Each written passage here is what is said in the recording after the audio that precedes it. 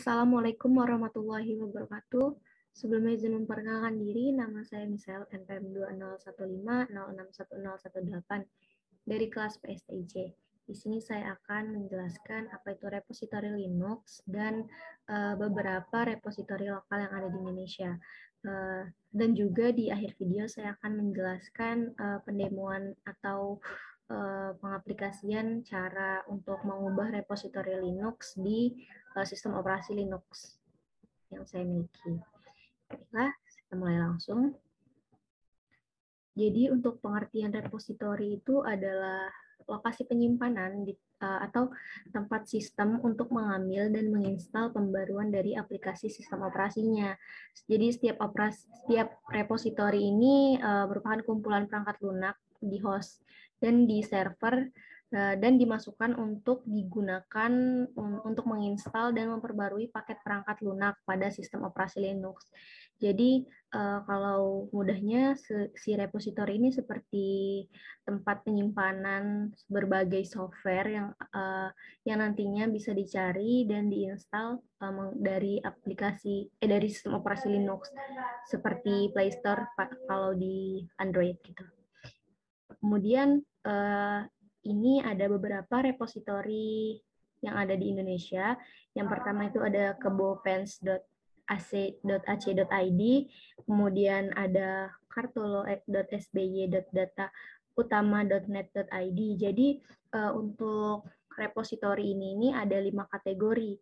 Jadi untuk kategori yang pertama itu adalah main, yang artinya repositori ini diaktifkan secara default dan repositori utama ini hanya terdiri dari FOSS atau Free and Open Source Software yang dapat didistribusikan secara bebas tanpa batasan apapun.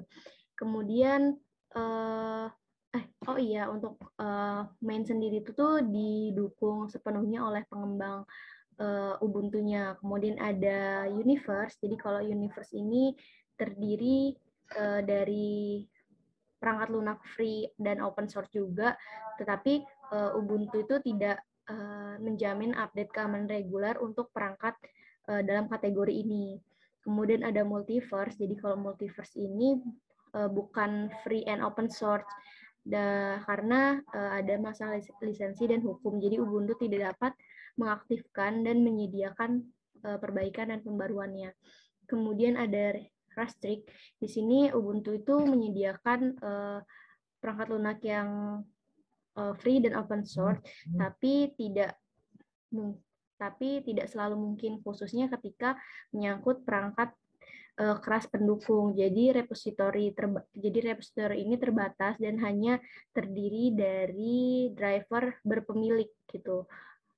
Kemudian ada partner. Jadi kalau partner itu terdiri dari perangkat lunak atau software yang berpemilik yang dipaket untuk Ubuntu untuk mitra mereka masing-masing gitu.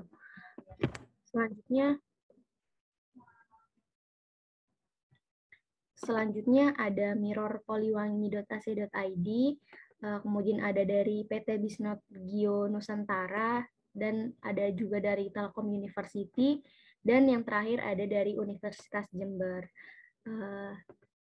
Sekian, itu saja daftar repositori dan link-link repositori lokal yang dapat saya sampaikan. Selanjutnya akan saya jelaskan mengenai pendemoan cara mengganti repositori dari sistem operasi Linux. Terima kasih.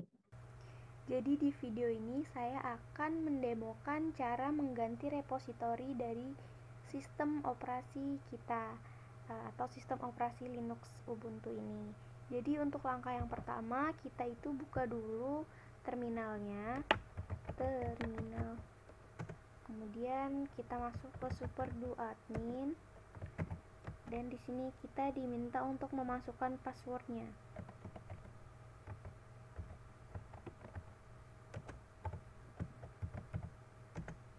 Kemudian kita sudah berada di dalam directory home dan kita akan mengubahnya ke directory utama dulu. Nah, di directory utama ini kita mau lihat kan si repositorinya itu ada di mana. Jadi repositorinya itu ada di dalam directory etc. Nah, kemudian di dalam direktori etc ini kita harus masuk lagi ke dalam direktori apt untuk melihat si repositori kita ini.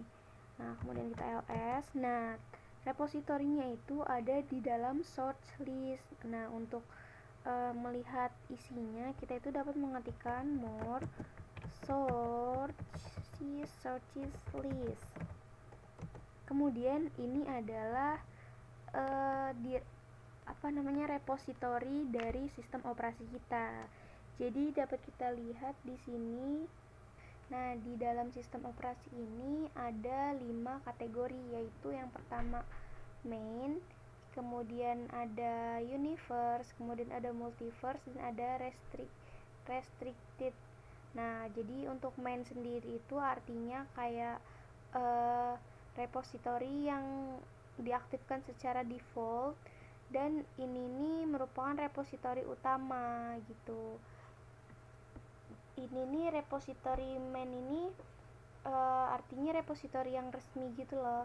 Kemudian ada juga universe. Jadi kalau universe ini dia itu open source, tapi Ubuntu itu tidak menjamin update keamanannya karena si universe ini dikelola sama komunitas gitu.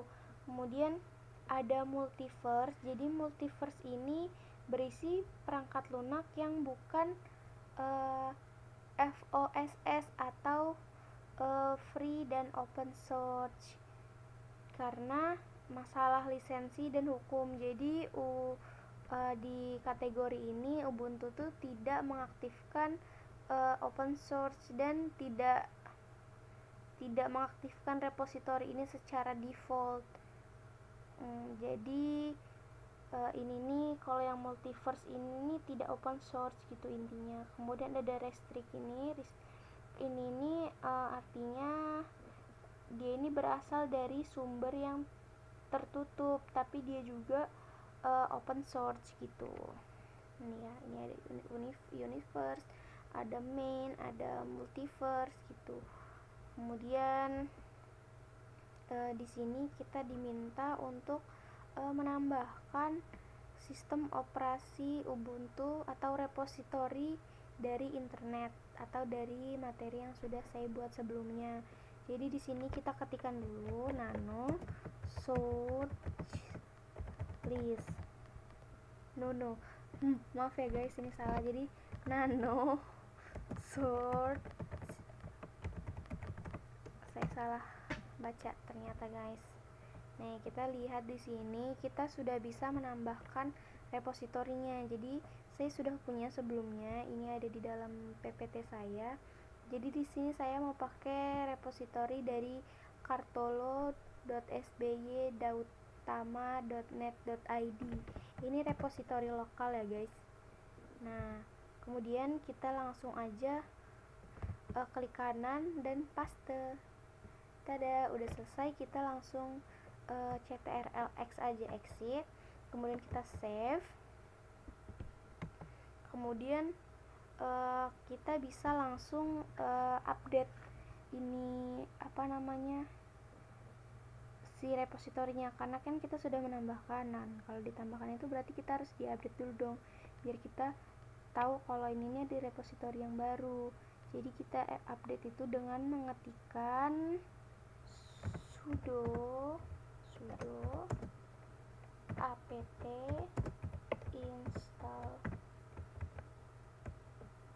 sudo apt update guys.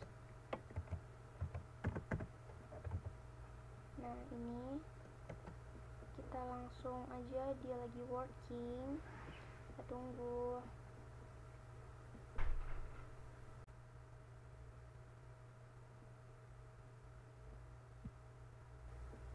Nih, ini jadi nih kan tadi repositori yang barusan kita tambahkan. Nih ada kartolo.sby.datauma.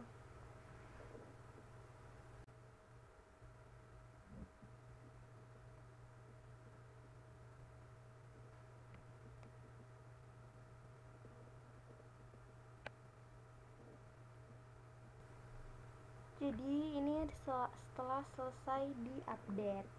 Jadi kalau udah gini, repository itu kan tadi tujuannya untuk sebagai tempat penyimpanan software yang ingin kita install. Jadi ini adalah tampilan, maksudnya ini tandanya si proses update repositorinya itu sudah berhasil. Kemudian kita clear dulu. Dan di sini kita ingin mencoba untuk menginstal sebuah aplikasi dari repository tersebut dengan mengetikkan sudo apt install snake 4 nih. Jadi untuk yang ringan aja ya, snake 4 nih. Jadi ini adalah proses pendownloadan, kita klik yes, kita pilih yes. Nah ini lagi proses mendownload si snake 4 itu dari repository tadi gitu guys. Processing. Nah ini sudah selesai penginstalan. Kemudian kita lihat apakah aplikasi itu sudah benar terinstall atau belum dengan cara mengetikkan snake 4. Kita ada ini dia aplikasi yang barusan kita install, jadi namanya snake 4 gitu. Kemudian kita juga mau nih remove atau menghapus si aplikasi ini karena aplikasinya itu kan nggak berguna gitu ya, maksudnya nggak dipakai gitu. Sudo apt remove snake 4. Nah di sini saya mau meremove atau menghapus atau menginstal si snake 4 ini. Kita klik yes dan prosesnya selesai. Nah jadi si snake 4 nya itu sudah terhapus. Jadi itu saja yang dapat saya sampaikan, kurang lebihnya saya mohon maaf. Kepada Allah saya mohon ampun. Wassalamualaikum warahmatullahi wabarakatuh.